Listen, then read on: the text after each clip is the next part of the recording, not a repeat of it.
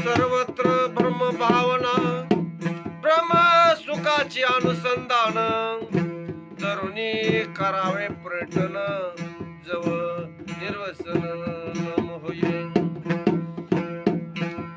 याच्यासाठी सर्वत्र एक ब्रह्मच भरले आहे अशी भावना धरून ब्रह्म सुखाचं लक्षण ठेवून मन वासना रहित होईपर्यंत पर्यटन करावे. जेथे जेथे दिशे तेथे नाशे, हे सर्व प्रत्यक्ष भाषे, परिज्ञाते बोलले कैसे विषय गुंतुनिया. लोक जे जे म्हणून दिसते हे डोळ्याने ते सर्व नाश पावणारे आहे. म्हणजे काय नाश पावतंय?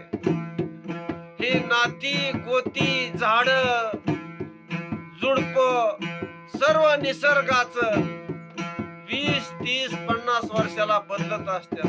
ह्या पृथ्वीली माणसं सुद्धा बदलत असतात.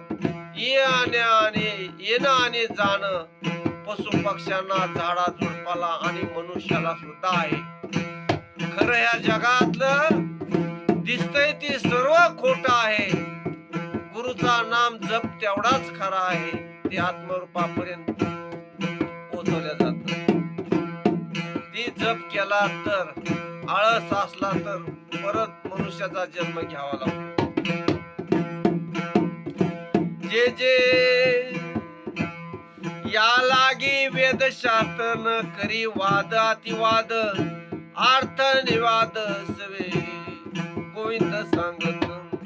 ह्याकरिता वेदवाद संवाद विवाद बसत नाही, वितंडवाद घालत बसत नाही. हीच गोष्ट श्रीकृष्ण स्वतः स्पष्ट करून सांगत आहे. ज्ञान सांगायचं नाही, अज्ञानापाशी बसायचं नाही.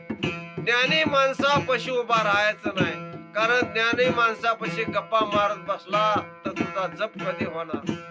अज्ञानापाशी तंडत बसला तर तुला आयुष्य आहे का? असं जगामध्ये गुरु केल्याच्या नंतर देह पडेपर्यंत परमार्थासाठी एकांत धरायचा आहे. घराचा सुद्धा त्याग करायचा, लोकांचा त्याग. या जगात गाढव भरपूर आहेत. ते चांगल्याला लाथा मारणारे, त्या गाढवापासून सावध राहा. म्हणजे मनुष्य पासून सावध राहा. तमगुणी आणि रजगुणी माणसं आहेत, त्याला सत्वगुणाची लोक दिसली की ती धडक मारतात. रामकृष्ण. मठाधिपती बुद्धी धनास बुद्धी, नाना वाढ उपाधी, जीवात्मा त्रिशुद्धी लढिला. मठाधिपती नात्याने धन धान्य लोभ वाढून नाम प्रकाराच्या उपाधी लागल्या की आत्महत्या खरोखरीच नडला जातो आणि अधर्म करू लागतो. त्यामुळे जीवाला धुंड बंधन प्राप्त होते. अरे घातल्या रांजणामध्ये मोत्याच्या गारा सापडल्या, त्याप्रमाणे नदी समुद्र मिळते. नदी समुद्राला मिळल्याशिवाय राहत